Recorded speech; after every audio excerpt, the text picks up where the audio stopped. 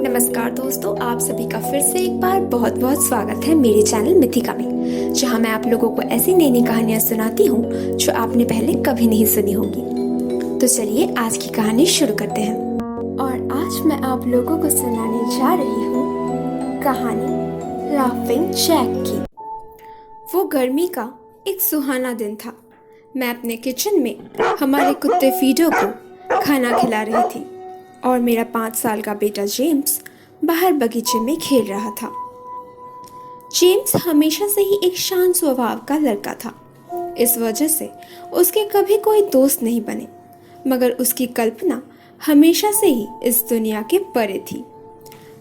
अचानक से मैंने उसकी हंसने की आवाज सुनी, जैसे कि वो किसी से बात कर रहा हो। तो क्या आखिरकार उसने दोस्त बनाना शुरू कर दिया? एक सिंगल मॉम होने के नाते मुझे हमेशा मेरे बेटे की चिंता लगी रहती थी। मैंने बाहर जाकर देखने का तय किया। जब मैं बाहर गई तो मैं हैरान रह गई, क्योंकि वहां बस जेम्स अकेला बैठा था। तो क्या वो खुद से बातें कर रहा था? पर मुझे यकीन है कि मैंने एक दूसरी आवाज भी सुनी थी। जेम्स, चलो बेटा, अब घर के अंदर जाओ। मैंने उसे अंदर बुला लिया। जेम्स अंदर आकर किचन के टेबल के ऊपर बैठ गया। लंच टाइम लगभग हो ही गया था, तो मैं उसके लिए एक सैंडविच बनाने लगी। जेम्स, बाहर किससे बात कर रहे थे बेटा? जेम्स थोड़ी देर चुप रहा और फिर मुस्कुरा के बोला, मैं अपने नए दोस्त के साथ खेल रहा था मम्मी। मैं उसके लिए एक गिलास में दूध लेकर आई और पूछा, अच्छा, और तुम्हारे इस नए दोस्त का कोई नाम भी है क्या? तुमने उसे अंदर लंच पे क्यों नहीं बुलाया? जेम्स ने कहा, उसका नाम है लाफिंग जैक। मैं ये अजीब सा नाम सुनकर थोड़ी परेशान हो गई। ये तो बड़ा अजीब नाम है। तो तुम्हारे ये दोस्त दिखता कैसा है? जेम्स ने कहा, उसके बड़े बड़े बाल हैं, एक बड़ा सा नाक है, बड़े बड़े हाथ है और वो हमेशा हंसता रहता है।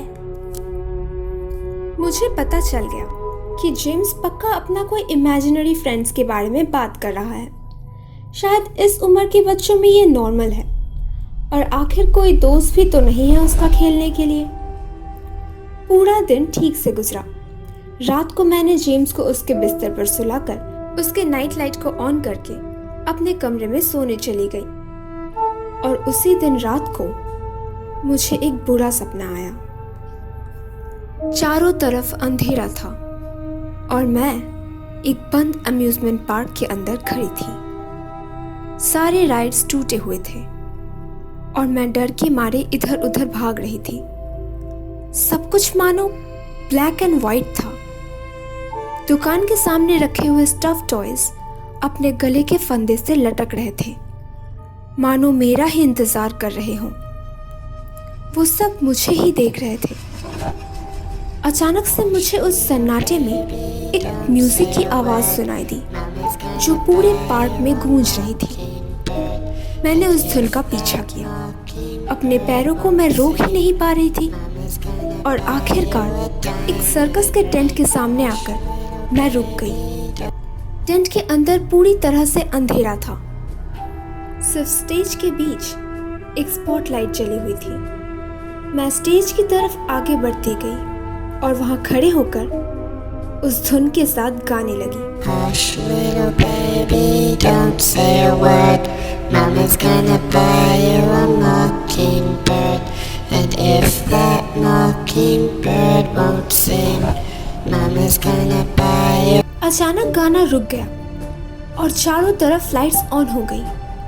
वहां इतनी रोशनी थी कि मैं ठीक से कुछ देख ही नहीं पा रही थी।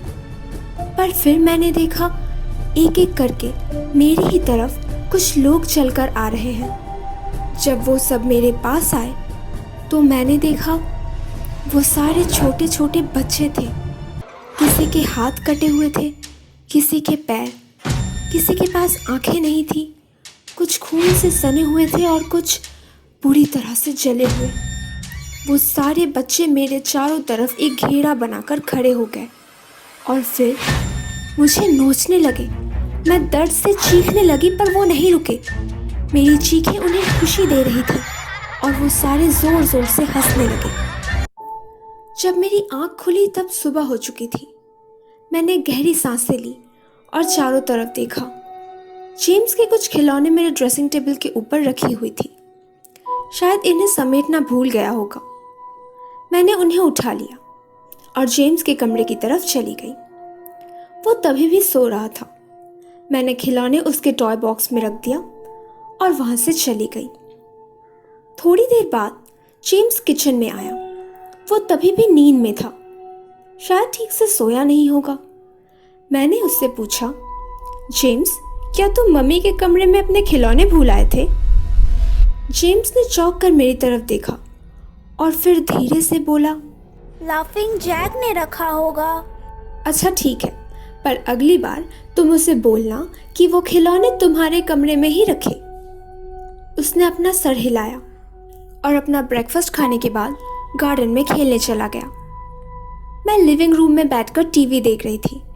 शायद मेरी आंख लग गई होगी, क्योंकि जब मेरी नींद खुली मैं जेम्स को अपने पास ना देखकर घबरा गई।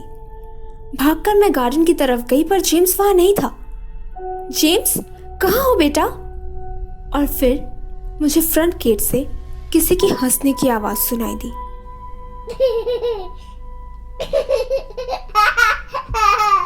जब मैं वहां गई तो मैंने देखा वहां जेम्स खड़ा होकर मुस्कुरा रहा है।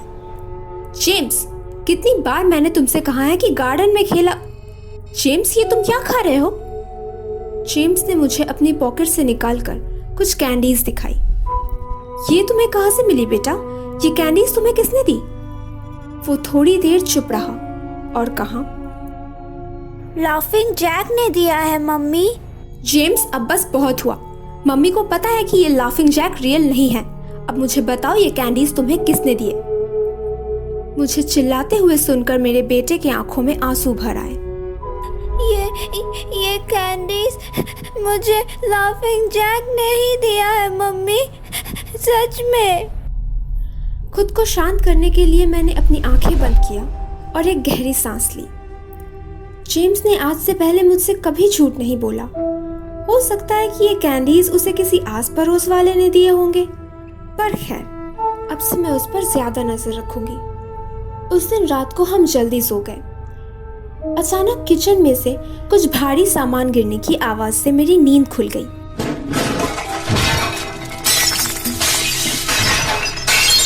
मैंने जब नीचे आकर किचन की लाइट्स ऑन की तो मेरे पैरों तले से जमीन खिसक गई। पूरा किचन मेरे सामने बिखरा पड़ा था और हमारा कुत्ता फीडो की लाश लाइट के ऊपर से लटक रही थी। किसी ने उसका पेट चीरकर उसकी अतरिया बाहर निकालकर अंदर कैंडीज भर दी थी। मैं इस हादसे से अभी उभर नहीं पाई थी कि तभी मैंने मेरे बेटे की चीखने की आवाज सुनी। भागकर जब उसके कमरे में पहुंची तो देखा बेड के बीच में बैठकर मेरा बेटा रो रहा है। मैंने उसे अपनी गोदी में उठा लिया और भागकर मेरे पड़ोसी लिंडा के घर चली गई। शुक्र है वो लोग तभी भी जाग रहे थे। मैंने जेम्स को वहां बिठाया और पुलिस को कॉल किया। जब पुलिस वहां पहुंची तो उन्हें सब बताने के बाद वो मुझे ऐसे देखने लगे जैसे कि मैं पागल हूँ। मेरे घर की तलाशी लेने पर उन्हें बस फीडो की लाश के सिवा और कुछ नहीं मिला। हमें लगता है जो कोई भी अंदर आया था कुछ कीमती सामान चुराने से पहले ही आपकी आवाज को सुनकर भाग गया। ये कहकर पुलिस वहां से चली गई, पर मुझे पता था ये सब कुछ जिसने भी किया है वो बाहर से नहीं आया था। अगले दिन सुबह मैंने जेम्स के कमरे में उसका पुराना बेबी मॉनिटर फिट कर दिया। अब अगर कोई भी उसके कमरे में गया तो मुझे पता चल जाएगा। किचन में जाकर मैंने सबसे बड़ी वाली छुरी उठा लिया और मेरे नाइट स्टैंड में रख दिया। वो चाहे कोई भी हो, मैं उससे अपने बेटे को चोट पहुंचाने नहीं दूंगी। रात को मैंने जागने का सोचा, पर पता नहीं कब मेरी आंख लग गई।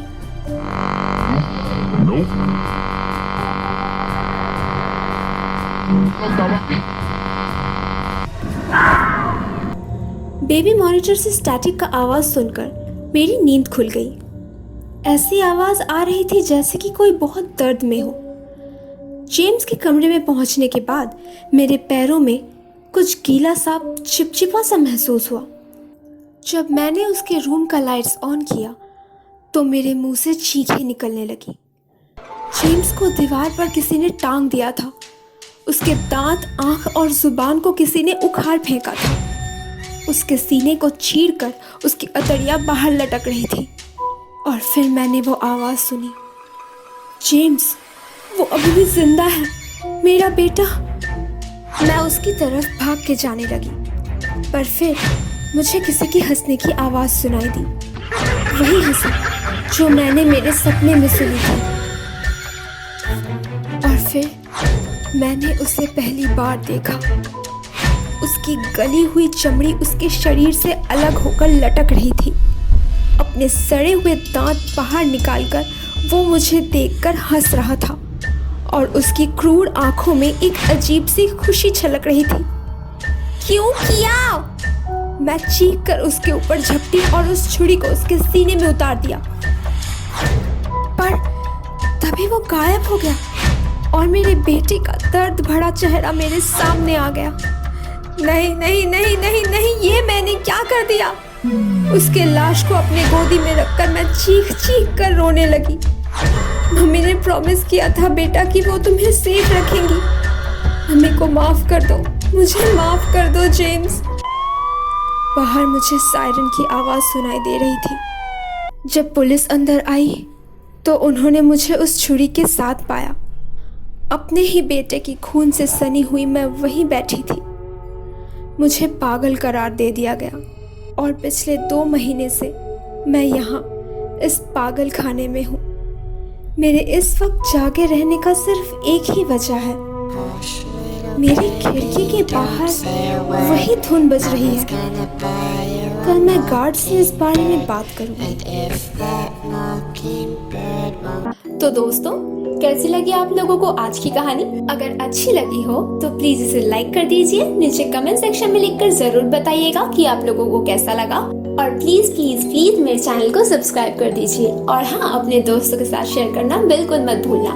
मैं आप लोगों से मिलूंगी अगले हफ्ते एक और नई कहानी के साथ।